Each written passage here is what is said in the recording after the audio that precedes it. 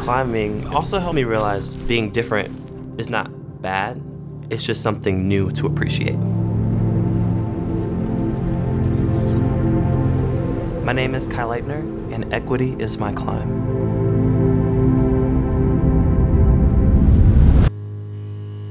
When I stepped into the climbing gym for the first time, I didn't see anyone that looked like me, and it was uncharted territory for sure. I grew up in North Carolina. I started climbing in 2006, and I guess that's when I officially got into the sport, but I've always had a really big interest in just climbing things. Yeah! Woo! And so me doing that as a kid, just turned into an obsession, flying for hours, and I never wanted to leave, and I was obsessed. I wanted to do everything. I wanted to climb everything. I wanted to be the best at everything.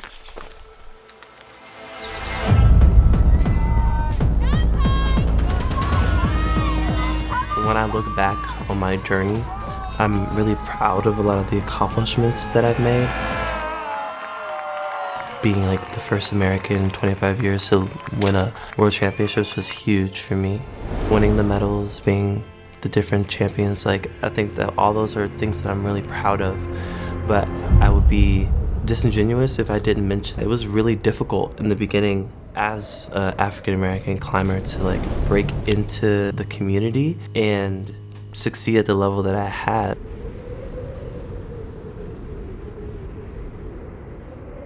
There's this myth that outdoor is colorblind and that anyone can experience and have access to it.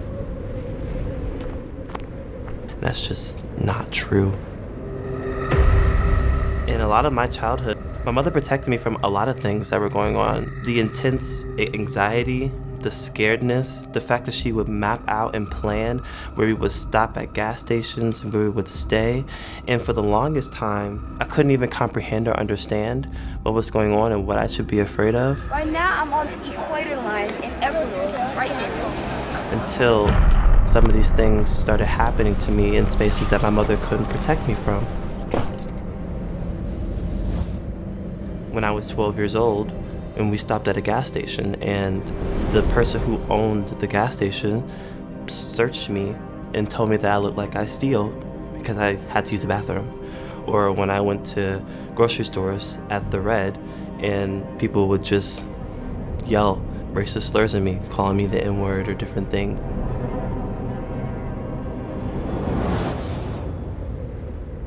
I think that the climbing community in itself has been really supportive. I have so many friends and people that I consider family. But when you go out into hubs of the outdoor community, I'm seen as something threatening.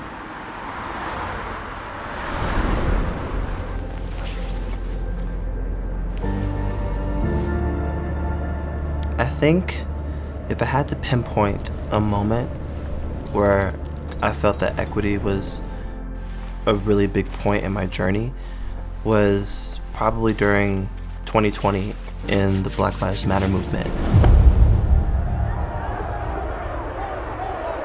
I felt like I've always wanted to help bring exposure to my community in climbing.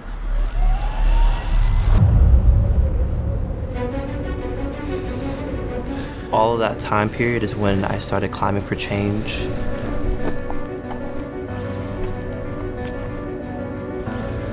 And when I realized that doing some of this diversity, equity, and inclusion work became so pivotal in my career. I guess in an industry where I've always felt underrepresented, climbing for change was an opportunity for me to provide tangible change for bringing low-income communities of color into the sport.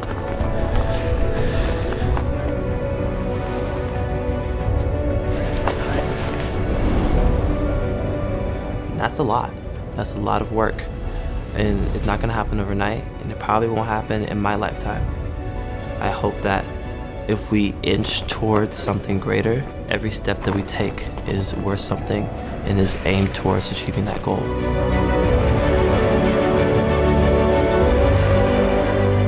Being afraid of the unknown, that's just human nature. An obstacle that has to be tackled from many perspectives. If you aren't having diverse voices and perspectives in the room. I think that diversity is a superpower.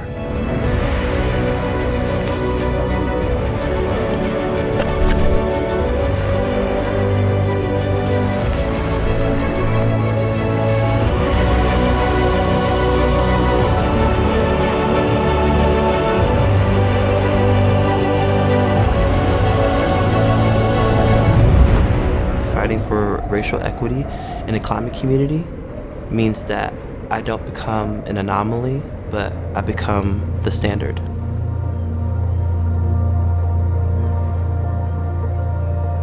I plan on making lives better for future generations by pushing the work that my nonprofit does and by trying to provide the representation for communities of color that this industry needs.